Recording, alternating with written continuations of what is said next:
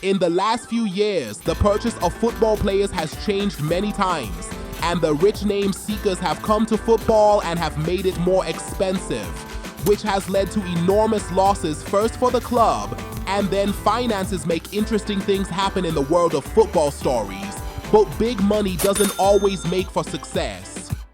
At that time, Josep Maria Bartomeu was the president of Barcelona. He failed to find a suitable replacement for Neymar in Barcelona in the summer of 2017 and finally in January 2018. When there were many criticisms against him, he went to buy Philippe Coutinho from Liverpool. Barcelona bought Coutinho with a very high figure. This Brazilian player came to Barcelona with a figure of 145 million euros, and this figure was unbelievable for many. In addition, there were strange clauses in Coutinho's contract, and the blue and oranges had to pay Liverpool many times under different excuses. Bartomeu's wrong financial policies have now put Barcelona in this situation. Coutinho was a Barcelona player until 2022 and did not shine well in the blue and orange crowd. However, although Coutinho did not benefit Barcelona, Liverpool's composition was transformed by the income from this transfer. With this windfall, the English club bought Virgil van Dijk for 84 million euros and Alisson Becker for 62.5 million euros. With this fee, the Anfield Reds managed to complete their lineup and after 30 years won the English League and also won the European Champions League in 2019.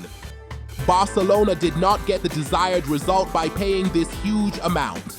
The Catalans suffered many defeats during the presence of this player, and the financial pressure of such expensive purchases is bothering them from yesterday to today. Of course, it was also a personal defeat for Coutinho. This Brazilian player was spending his best time in Anfield, but he didn't respond in Camp Nou and recorded only 25 goals and 14 assists in 106 games. Coutinho eventually left Barcelona after a loan move to Bayern Munich and then Aston Villa. Eden Hazard was a Belgian midfielder who went to Real Madrid as a star and was supposed to replace Cristiano Ronaldo at the Santiago Bernabeu, but turned out to be the worst signing in the history of the Spanish club. Eden Hazard was one of the most outstanding players in Belgium and Chelsea, who won the English Premier League title, but at Real Madrid, he became one of the worst signings in the club's history. Instead of brilliant games, only the edge and prominence of the Belgian midfielder was remembered in this team. He angered the Madrid fans many times because of his behavior and statements. Real Madrid lost to Chelsea in the semi-finals of the 2020-2021 European Champions League at Smetford Bridge with a score of 2-0 and withdrew from these competitions.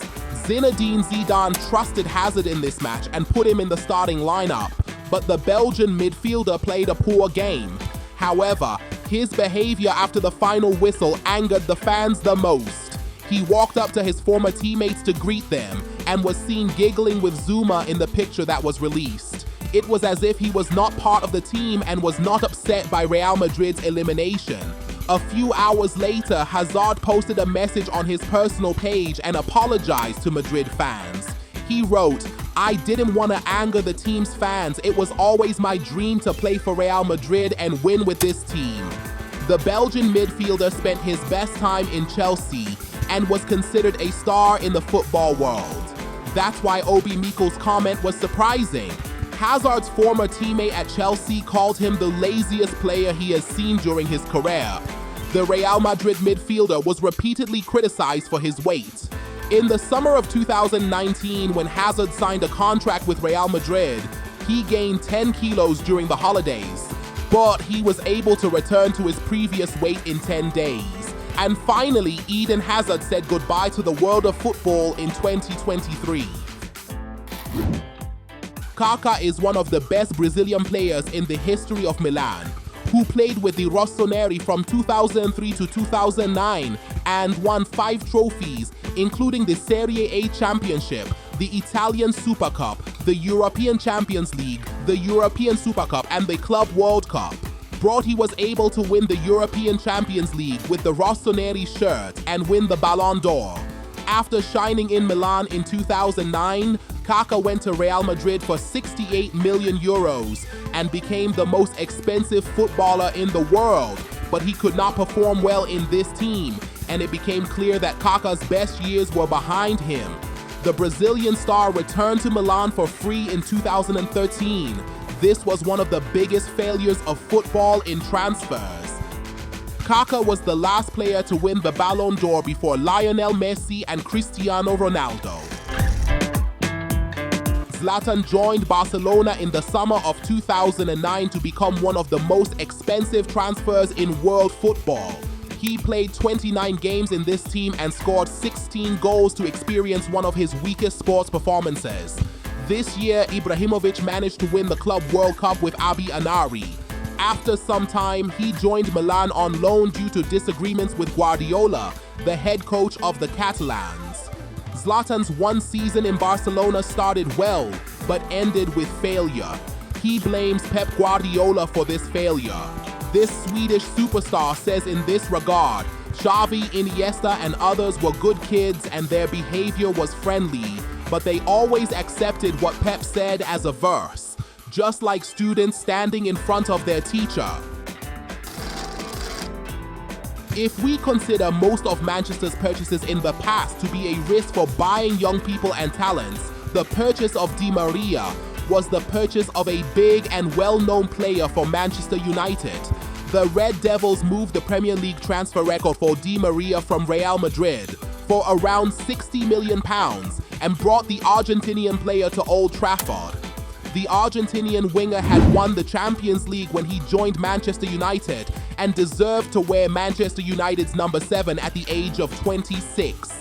He showed that he is worthy of this shirt by entering and recording 2 goals and 2 assists in the first 4 games of the Premier League. But over time, the situation in the city of Manchester got worse. Di Maria and Van Gaal's relationship went in the worst possible way, and he was only able to spend 1 year with Manchester United and had bad memories for him in this club.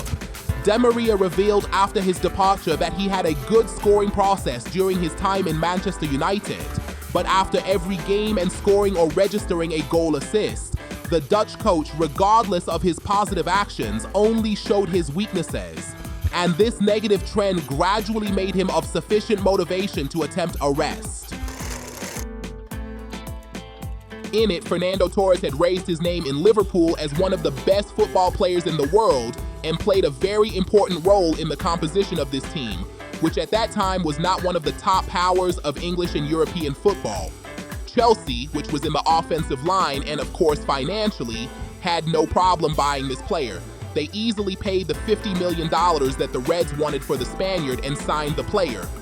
At that time, paying such a figure was not very common, and as one of the most expensive football players, a lot of pressure was put on his shoulders.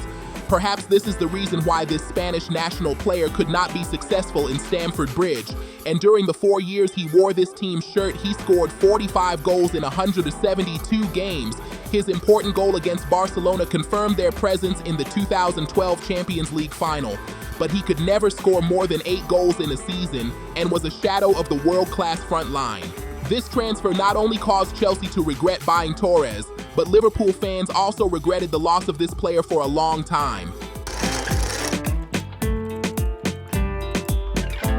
The French midfielder, who grew up in United's basic teams after going to Juventus, had become one of the promising youths of European football, and everyone was waiting for the extraordinary brilliance of this young phenomenon.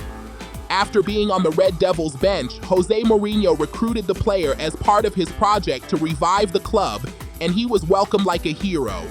In the end, his 6 seasons at Old Trafford were mostly associated with failure, decline, and of course injuries, so that this player, who was called the most expensive purchase in the history of the club, finally left United as a free agent this summer. Of course, Pogba, who had shown off his ability and talent many times, especially in the matches of the French national team, was more involved in the sidelines in these years, and these issues caused his transfer of £89 million to finally fail, and was chosen as one of the worst transfers in English football.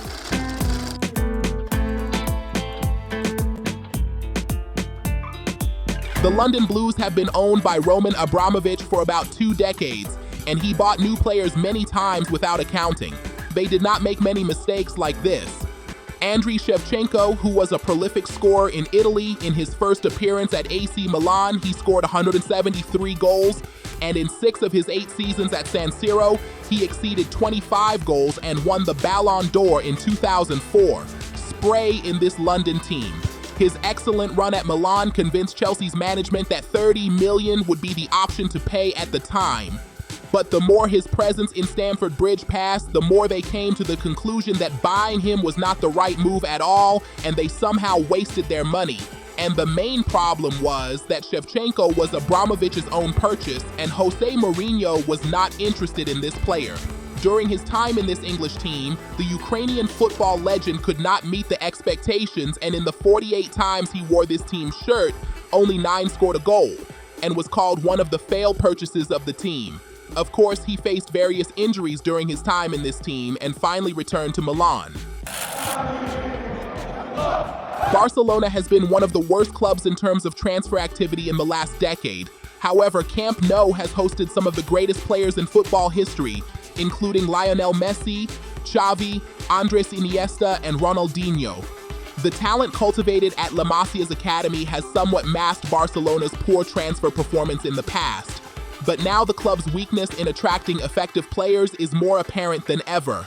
Almost all of Barcelona's transfers after Neymar have been terrible, because this club has been looking for a replacement for him since the departure of the Brazilian star. While Dembele was considered one of the best talents in European football at the time, the Blaugrana paid a hefty fee for the Frenchman. The cost of Dembele's transfer to Barcelona was more than half of the money that Barcelona earned from Neymar's departure. Ousmane Dembele failed to meet expectations in his 6 years in Barcelona, and he was never able to repeat his brilliance in Dortmund for Barcelona. Perhaps the most important reason for this issue was the consecutive injuries of this French star. Due to the prestige of the French national team, Barcelona fans gave him the nickname of the Glass Man. Perhaps Barcelona fans have the most bitter memories of Dembele and will never forget it. The chance that Messi created in the Champions League against Liverpool, but Dembele easily missed the goal opportunity for the Catalans to make a comeback in the second leg and go away from the competition. Milan spent 42 million euros to sign Bonucci from Juventus in the summer of 2017 after the defender clashed with coach Max Allegri. After leaving Juventus in the summer, Bonucci kept silent at first, but after a while he announced the reason for his departure from Juventus was a dispute with Allegri and the fans. However, without Giorgio Chiellini to cover his shortcomings, Bonucci failed to train Milan.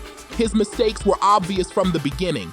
Within a season, he was back at Juventus, with Bonucci then appreciating that the grass isn't always greener on the other side. He mended fences with Allegri and a few other players on the team who had angered them. Bonucci admitted his mistake and said, "During my time in Milan, I went through a year full of personal problems and full of contradictions. In Juventus, there were also problems and oppositions, and after the final of the Champions League, these reached their peak. Joining Milan was a wrong decision. My year at Milan helped me develop personally, but I realized that my place is at Juventus, a team that I consider like a family. My year in Milan was difficult but not useless, and I was happy to join Juventus.